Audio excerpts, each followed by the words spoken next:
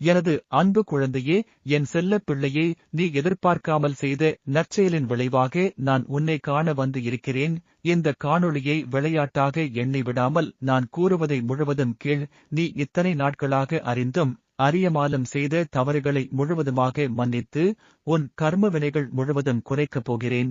அதற்கு நீ இன்று என் சன்னதியில் என்னை கண்டு வணங்கிவிட்டு காணிக்கையாக பசியில் வாடும் ஒரு உயிர்க்கு பசியினை போக்கிவிடு. உன்னை விட்டு போனவர்கள் போகட்டும், அவர்கள் உன் அருமை தெரியாதவர்கள். என் அன்பு குழந்தைகளுக்கு எப்போதும் நான் உடன் இருப்பேன். என்னை முழு மனதுடன் நம்பிய எந்தவொரு உயிரையும் நான் கைவிடுவது இல்லை, கைவிடப் போவதும் இல்லை. நீ பொறுமையாக இருந்தால் தாமதங்கள் கூட உனக்கு நன்மையாக மாறும். எல்லாம் உன்னை சரியான நேரத்தில் வந்து சேரும் என்பது இந்த முருகனின் வாக்கு. இந்த காணொளி வழியே உன்னை பார்க்கிறேன். இதை அனைவரும் பார்க்கும்படி செய்து ஓம் சரவணபவ என்னும் என் மந்திரம் கூறிக்கொண்டே